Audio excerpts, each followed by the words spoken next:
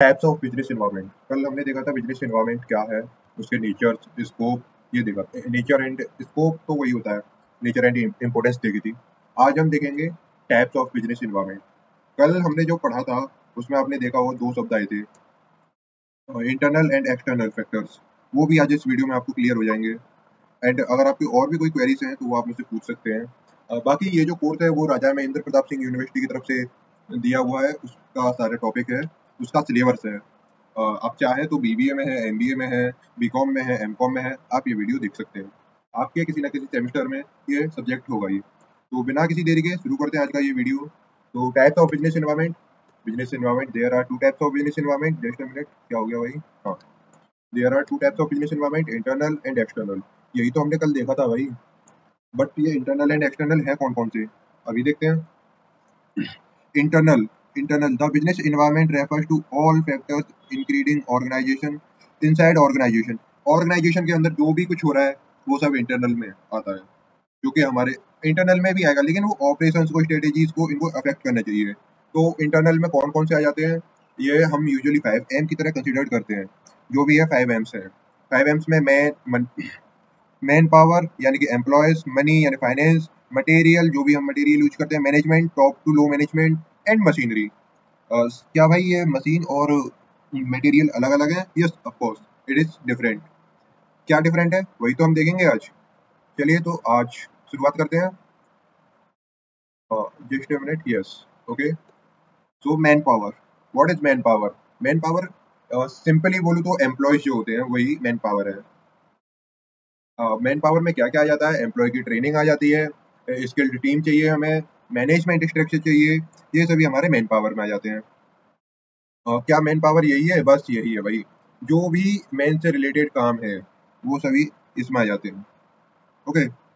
इसमें नेक्स्ट है money. Financial resources जो भी हैं, जो हमारी कंपनी को नीड, जिनकी हमारी कंपनी को नीड है,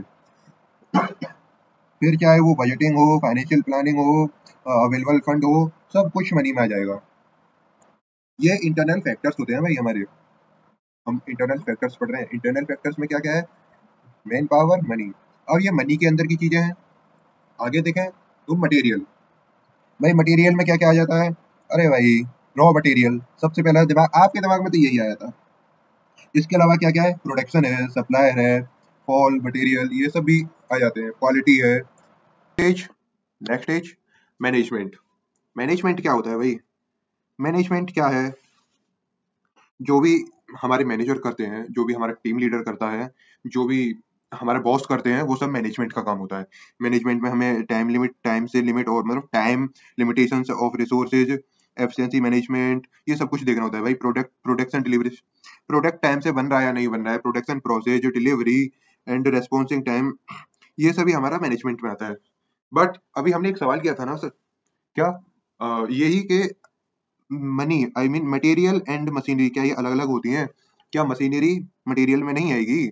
मटेरियल में वो सभी चीजें आ रही हैं जो कि कंपनी में एक विजिबल फॉर्म में है, एक्सेप्टेड मशीनरी। मशीनरी में क्या क्या आ जाता है? मशीनरी में ऑफकोर्स मशीनरी तो आएंगी ही, जो मशीनें चल रही हैं।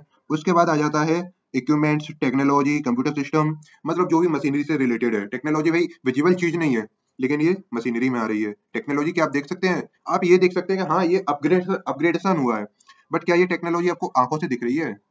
वही चीज है। नेक्स्ट हम देखें external environment. Types of business environment में दो टाइप के इन्वायरमेंट है। First one is internal, second one is external. तो एक्सटर्नल इन्वायरमेंट भाई कंपनी के बाहर का, कंपनी के बाहर का वो पूरा का पूरा इन्वायरमेंट जिससे हमारी कंपनी के ऑपरेशंस, स्ट्रेटेजीज एंड परफॉर्मेंस को इफेक्ट होता है। कंपनी के बाहर का वो सारा इन्वायरमेंट, कंपनी के बाहर का वो सारा इन्वायरमेंट जिससे हमारी कंपनी के ऑपरेशन, स्ट्रेटेजीज, परफॉर्मेंस को अफेक्ट होता है। एक्सटर्नल इन्वायरमेंट में आते हैं। क्या होते हैं ये एक्सटर्नल इन्वायरमेंट? ये दो टाइप के होते हैं, माइक्रो एंड मैक्रो। आपने ये नाम तो कभी ना कभी सुने ही होंगे ना, माइक्रो एंड मैक्रो। तो आओ पूरा देखते हैं। Micro environment. Micro environment refers to the factors in immediate resource of business that directly affect organization। Micro factors वो होते हैं जो सीधे सीधे बिजनेस को अफेक्ट कर रहे हैं। जैसे कस्टमर्स, क्या कस्टमर हमारे इन्वायरमेंट को, बिजनेस को सीधे अफेक्ट करता है? कस्टमर खरीदेगा तभी तो हम बेच पाएंगे। अगर कस्टमर ज्यादा मांगेगा हम ज्यादा देंगे, कस्टमर कम मांगेगा कम देंगे। बट कस्टमर्स को हमें स्टडी क्या करना है, हम बिजनेस एनवायरनमेंट पढ़ रहे हैं तो बिजनेस एनवायरनमेंट में कस्टमर मांगेगा दे देंगे, लेकिन उसके बारे में हमें क्या जानना है भाई, उसका टेस्ट कैसा है, कस्टमर को बिहेवियर, परफॉर्मेंस, भाई सब कुछ। कस्टमर इज गॉड, उसकी नीड एंड एक्सपेक्टेशंस फुलफिल हो रही हैं नहीं हो रही हैं, क्या नहीं हो रही है तो और इंप्रूवमेंट करो, अपना बिहेवियर इंप्रूव करो, उसका कस्टमर का टेस्ट जानो, तब तो नीड्स एंड वांट्स फुलफिल होंगी। Second one is supplier. Supplier जो कि हमारे को रॉ मटेरियल देता है। क्या ये रॉ मटेरियल वो रॉ मटेरियल है जो हमें प्रोडक्शन में चाहिए? नहीं भाई, ये वो रॉ मटेरियल भी है जो हमें कस्टमर के बारे में बता रहे हैं, हमें फीडबैक मिल रही है। फीडबैक कौन दे रहा है? हमने एक मार्केट को एनालाइज करने के लिए बंदा रख दिया और वो हमें मार्केट की जानकारी दे रहा है, वो भी एक सप्लायर है। ये दोनों आपस में जुड़े हुए हैं। एक्चुअली पूरा का पूरा बिजनेस एनवायरनमेंट एक दूसरे से जुड़ा हुआ है। तो सप्लायर आपको समझ में आ गया? सप्लायर जो कोई भी चीज हमारी कंपनी को भेज रहा है, सप्लाई कर रहा है, वो सप्लायर है। Next one is competitor. Competitor कैसे है भाई? भाई कॉम्पिटिटर क्या कर रहा है, क्या नहीं कर रहा है, अगर वो नई चीजें लेकर आ रहा है कंपनी में, क्या अपॉर्चुनिटीज हैं जो हमें कॉम्पिटिटर के बिहेवियर से मिल सकती हैं, कॉम्पिटिटर लॉस कर रहा है तो हम क्या कर सकते हैं, अगर कॉम्पिटिटर नई टेक्नोलॉजी लेकर आ रहा है तो हम अपना क्या प्रोडक्शन कैसे बढ़ाएं, सब कुछ इफेक्ट करता है। और ये मैक्रो में आता है। Employees, employees I mean man power, employee एक ही बात है। एम्प्लॉय स्किल्ड है, मोरल एम्प्लॉय इफेक्ट है या नहीं है, ये सभी हमें एम्प्लॉयज में देखने होते हैं। एम्प्लॉयज डायरेक्ट इफेक्ट करते हैं, बिल्कुल भाई, एम्प्लॉय काम करेंगे तभी तो हमारी कंपनी आगे बढ़ेगी, अच्छे एम्प्लॉय होंगे तभी तो हमारी कंपनी आगे बढ़ेगी। तो एम्प्लॉय भी डायरेक्ट हमें हमारे बिजनेस को अफेक्ट करते हैं।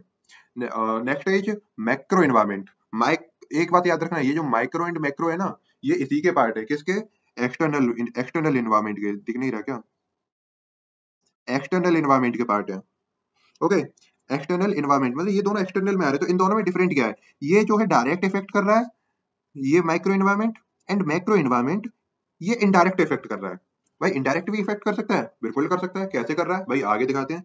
इनडायरेक्ट मतलब एक्सटर्नल फैक्टर्स, बाहरी, और ये होते हैं political factors. These include policy, laws, regulation impact the business. भाई ये बात याद रखना, बिजनेस पर इम्पैक्ट होना चाहिए, हम वही देखेंगे। हर चीज में बिजनेस इम्पैक्ट आना चाहिए। तो मैक्रो एनवायरमेंट में होता है पॉलिटिकल फैक्टर, पॉलिटिकल में पॉलिसी, लॉ वगैरह ये सब आ जाते हैं। Next one is economical factor. Economic factor, economic factor में क्या कहा जाता है? टैक्स है, जीडीपी है, GDP gross domestic product, and rate, inflation, ये सब इकोनॉमिक फैक्टर में आते हैं।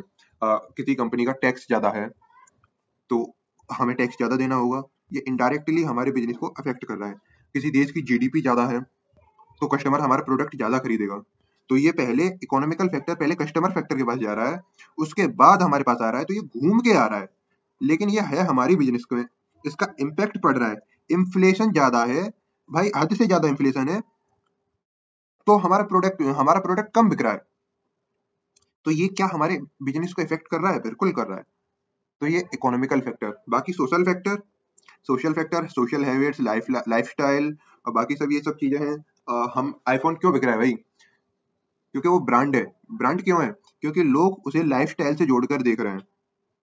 अगर लोग लाइफस्टाइल से जोड़कर ना देखें ना, तो आईफोन को कोई नहीं देख रहा, पूछ रहा। तो सोशल फैक्टर बहुत ज्यादा इम्पैक्ट करता है।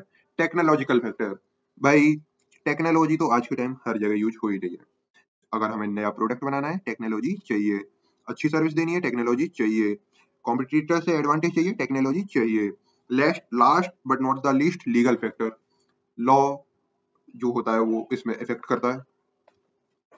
Law, employment law, environmental law. Environmental मतलब ये बिजनेस इन्वायरमेंटल नहीं है, ये जो हमारा एक्चुअल इन्वायरमेंट है वो है अर्थ वाला इन्वायरमेंट।